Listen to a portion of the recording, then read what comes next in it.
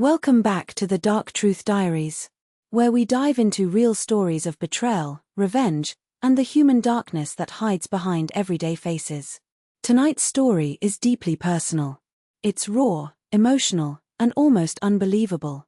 Because it isn't just about cheating. It's about betrayal by not one person, but two. The man she loved. And the cousin she trusted like a sister. This is the story of how one woman turned heartbreak into strategy. And how revenge became her silent language. Settle in. Turn down the lights. Because this. He cheated with her cousin. So she gave him a taste of his own medicine. My name is Amara, and I thought I had built the kind of life people prayed for. A loving boyfriend. A steady job. A small but warm apartment we decorated together. And a cousin, Tara, whom I treated like my sister. In my family, Tara and I were the inseparable pair. We grew up sharing secrets, clothes, and dreams.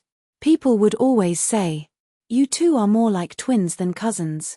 Maybe that's why I never suspected anything. Not even when the signs were right there. It started with little things. My boyfriend, Daniel, would suddenly get shy when Tara was around. She laughed at his jokes a little too long. They exchanged glances that were too quick to notice, unless you were looking. But I wasn't. I trusted them both blindly. One night, Tara stayed over after a family dinner. We were watching movies when she said she was tired and wanted to take a nap in the guest room.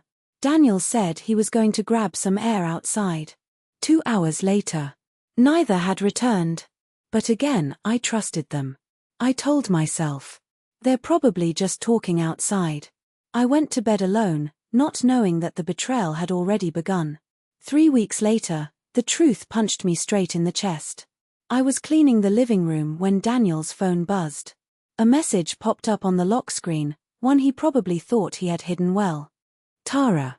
Can't stop thinking about last night. When can we do it again? Red heart hash. My world froze. I didn't scream. I didn't cry. I didn't even breathe. Instead, I opened the phone. Daniel had no idea that I knew his passcode. He always said, "What's mine is yours, babe." The messages were all there. The flirting. The videos. The hotel receipts. The excuses they made to see each other. She would tell me she was working late. He would say he was visiting his mom. But the messages told a different story. At some point, they even joked about how clueless I was. That was the part that broke me. Not the cheating. But the mockery. After staring at the screen for a long time, I whispered to myself. So this is how they see me. But instead of confronting them right away, a switch flipped inside me. My pain turned into something sharp. Cold. Focused. I wasn't going to yell or beg or cry. I was going to give them both exactly what they gave me. Deception. Betrayal.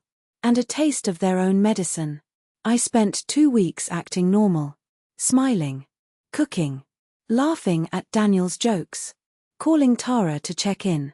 While inside, I was building the perfect revenge plan. One that would ruin the foundation of trust they shared. Just like they destroyed mine. I started with Daniel. I became sweeter than usual. More affectionate. More attentive. He thought he'd gotten away with it. His guard dropped. I made him believe I was falling deeper in love with him. Then I targeted Tara in a different way. I invited her over more often. I complimented her. I asked her to help me plan a surprise trip for Daniel. She felt guilty. I saw it in her eyes. But the guilt wasn't enough to make her stop seeing him. It only made her fall deeper into the deception. And that was exactly what I needed. Because two people who share a secret affair are easy to manipulate, if you know which buttons to press. The night everything fell apart started innocent. I invited both of them over for dinner. Tara thought it was girls' night. Daniel thought I was planning something romantic. I cooked their favorite meals. Played calm music. Lit candles. They had no idea they were walking into their own downfall. After dinner, I brought out a small wooden box. I told them, "I want to show you both something special." They exchanged nervous glances. They had grown so paranoid around each other. Exactly as planned. I opened the box. But there was nothing inside. Tara frowned. Daniel looked confused. Then I stepped back and said calmly, "Look inside again." And when they leaned forward, when their faces dropped in confusion, I pulled out my phone and projected their messages on the TV behind them. The room went silent. Dead silent. Tara's fork clattered to the floor. Daniel's face drained of color. Neither of them spoke. They just stared at the screen, as their own words betrayed them.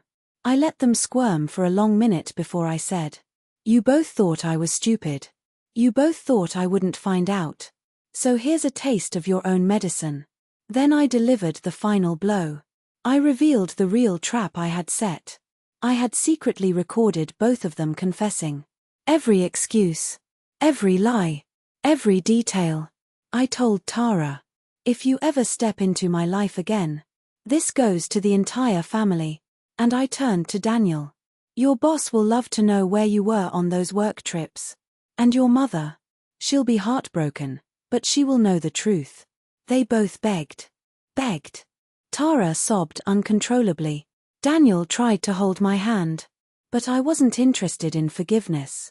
My revenge wasn't violence. It wasn't crime. It was consequence. I walked out of my own apartment, leaving them in the ruins they caused. I didn't look back. Not once. Days later, everything came crashing down for them. Daniel's boss found out. His promotion was revoked. Tara's reputation in the family collapsed. She stopped showing her face at gatherings. People whispered her name like it was a curse. And me. I healed. Slowly. Quietly. I moved on. Got a new apartment. A new job. A new life. And I promised myself, never again will I be blind in the name of love. Thank you for listening to today's story on the Dark Truth Diaries. Betrayal can break you, or it can redefine you. Sometimes revenge isn't about hurting others. It's about reminding them that you are not someone to be underestimated. If you want more real stories of betrayal, revenge, and human darkness, make sure to like this video, leave a comment, and subscribe for more chilling narrations. Until next time, keep your eyes open. Because the truth is always darker than it seems.